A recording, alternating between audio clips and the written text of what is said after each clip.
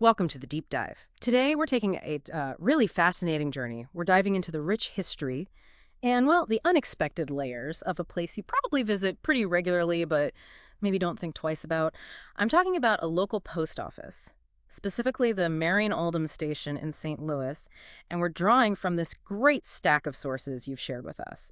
Beyond just stamping and sending letters, what stories, what hidden histories does a place like this actually hold? We're about to uncover how this specific building is really a living piece of history, a focal point for community action, and interestingly, even a place of personal healing for the people who work there. Yeah, what's really striking about this deep dive is how these seemingly ordinary places, your local post office, can be so deeply woven into these bigger societal stories. We're talking civil rights movements, critical labor struggles, even the very personal physical battles of the folks making it all happen day to day. We'll be pulling from historical records, news reports, even some really compelling firsthand accounts of recovery, trying to give you the full picture. Okay, let's definitely unpack this. Let's explore these surprising layers of dedication, history, and, well, perseverance behind the Laclede post office. So let's start at the beginning. Trace its roots. It wasn't always the Marian Oldham station, right? No, exactly. Originally, it was the Pierre Laclede station, named after the founder of St. Louis. And here's a detail I found really intriguing.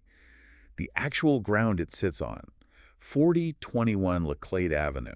Back in the early 20th century, that spot hosted a bustling city farmers market. Farmers market. Wow, that really connects the physical space right back to the community's needs, just in a different way back then. It does. But the really significant shift, the name change, happened in November 1994. It became the Marian Oldham station.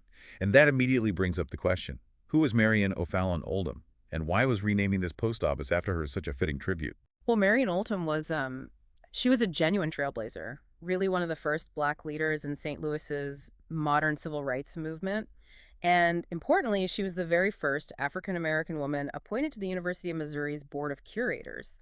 That was huge. Absolutely huge. It wasn't just symbolic. Right. Renaming the post office wasn't just a nice gesture. It really forged this deep link between the station and the city's ongoing fight for equality and progress. Exactly. Her appointment wasn't just, a personal win. It signaled a crucial shift, bringing a vital Black perspective right into the top levels of public education policy in Missouri. Think about the impact on students, on faculty. It truly elevated the post office. It wasn't just a place to mail stuff anymore. It became this potent living symbol, kind of reflecting her spirit through the staff's own involvement in community work and advocacy. And more broadly, it just shows how public institutions can really embody and reflect a society's core values.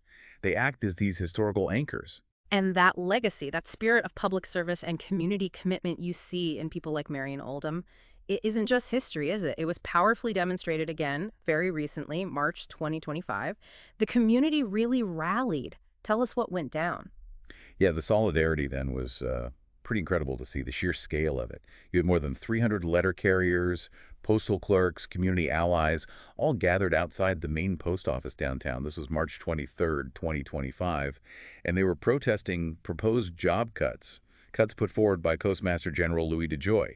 The plan was to eliminate something like 10,000 postal jobs. Cost-cutting, they said. Wow, 300 people, that's a strong showing. What was their core message? What were they trying to get across? Well, they were chanting, U.S. mail not for sale, loud and clear. And they had signs, some quite clever, like one reading, Stamp Musk return to sender. Ah, referencing Elon Musk's Department of Government Efficiency being involved in the plan? Exactly. And John McLaughlin, he's the president of the local NALC branch, that's the Letter Carriers Union, branch 343. He really voiced their deepest fear. He said these cuts could, and this is quote, decimate, cut, and maybe dismantle the post office. Strong words. Decimate, dismantle. It sounds like they saw it as an existential threat, not just job cuts, but a threat to the service itself. What were the wider implications for the community? That's precisely it. It highlights just how fiercely these postal workers, including folks from Marian Oldham Station, are willing to fight. They're fighting to preserve a public service that's, well, older than the country itself. And you had local leaders there, the mayor of St. Louis included, standing right with them. The mayor acknowledged, these hardworking people don't deserve a billionaire deciding whether they keep their jobs or not. It just undeniably shows how much the community values these employees, the ones who deliver, like the motto says, through rain, sleet, or snow. Yeah, that iconic phrase, neither snow nor rain nor heat. It's more than a motto, isn't it? It points to the sheer physical grind of the job. And that brings us to another really critical piece of this story, one we maybe don't think about enough: the physical toll. What are the realities these carriers face? It's a really important question, thinking out the human cost of this vital service. I mean, letter carriers, they walk miles every single day. They're lugging these heavy mail satchels, climbing stairs constantly, doing all that repetitive reaching and lifting hour after hour. So it's really no surprise they often suffer from chronic aches, pains, and sometimes really serious debilitating injuries. What kind of injuries are we talking about typically? Things like rotator cuff injuries are really common from all that reaching, Yeah. and years of hauling mail bags upstairs, Hmm. that can lead to bad knee injuries like torn ACLs or meniscus tears. Right, a torn meniscus, that's the cartilage in your knee, isn't it? That sounds incredibly painful, making every step difficult. It's excruciating. And rotator cuff tears can seriously limit your arm movement, basically crippling a carrier's ability to do their job, to lock and deliver. That sounds incredibly tough. Yeah. Are these kinds of injuries just part of the job, almost inevitable? Or are there, support systems that can actually make a difference? Thankfully, there are support systems. Mm. And the stories we have from the Marian Oldham station, they really highlight both the workers' dedication and the crucial help that is available. Take John, for example, a veteran carrier from Laclede, 25 years on the job. He said he walked to the moon and back. Wow. He slipped on an icy porch step one day, suffered a meniscus tear in his knee, bad one. Restore Muscle and joined St. Louis, the Federal Injury Center. They really stepped up for him. They didn't just coordinate his knee surgery, which was minimally invasive, thankfully. They also helped him file his injury claim. And navigating that federal OWCP paperwork, that's the Office of Workers' Compensation Programs, it can be notoriously confusing. Oh, I bet. Like dealing with any complex bureaucracy. Exactly. They helped him through it. After physical therapy, dedicated PT, John was back on his route, delivering mail right on time. A real success. That's fantastic news for John, but it raises a question. Are these specialized centers like Restore Muscle and Joint widely available? Or is St. Louis fortunate to have one? What about Mary's story? That's a key point about accessibility, and yeah, it definitely varies across the country. What John got is maybe the best case scenario, but it shows what's possible. Now, Mary's story, she's another carrier from Laclede Station. It highlights a different but also very common issue: overuse injuries. She developed this really severe ache in her shoulder. She carried her satchel on her left side for like 15 years straight. 15 years, same side. I can imagine the strain. Right. She was worried, understandably, about a rotator cuff tear.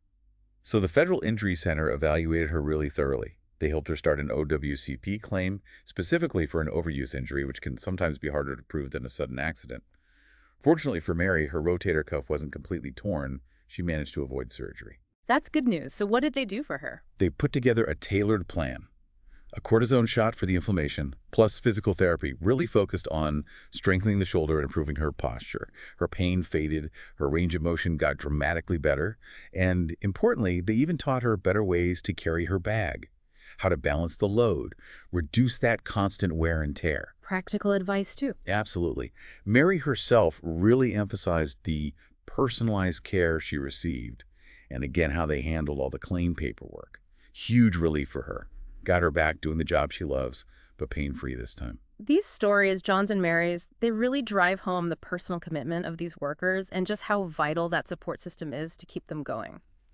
So, okay, let's take a step back. We've looked at the history, the labor action, the physical toll, the recovery. When you put all these pieces together, what does it really tell us about the Laclede Post Office, the Marian Oldham station? Well, it shows it's so much more than just, a building where you mail a letter. From its start on that old farmer's market land to honoring a civil rights pioneer like Marian Oldham, from those mass rallies protecting jobs to these very individual personal battles against physical injury. It's a microcosm. A microcosm of dedication. Exactly. Dedication on multiple levels. You see Marian Oldham's dedication to civil rights. You see the postal workers' fierce dedication to public service, even when it's physically demanding or politically threatened.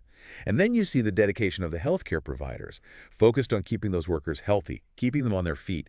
This post office, it's like a living canvas of St. Louis's own history, its triumphs, its struggles. It's a stark reminder, I think, that even the most seemingly mundane public services can become these powerful symbols, reflecting the real pulse of a community's values. It really stands out as a landmark of perseverance, doesn't it? Proof that, neither snow nor rain nor heat nor aching joints can stop these folks. It makes you wonder, How many other essential services that we rely on every single day are underpinned by similar quiet acts of dedication? Or maybe not so quiet acts of protest that we just never really see or hear about? Absolutely. And connecting this to the bigger picture, it really prompts us, or it should prompt us, to think about those hidden stories, the immense human effort that goes into the everyday services we often just take for granted. So maybe the next time you hold a letter or just walk past your own local post office, take a second. Think beyond just mailing something. Consider the untold stories of resilience, of advocacy, of human connection that might be etched right into its foundations. It really forces us to ask, doesn't it? What other ordinary places in our lives hold these kinds of extraordinary, unheralded narratives just waiting for us to, well, do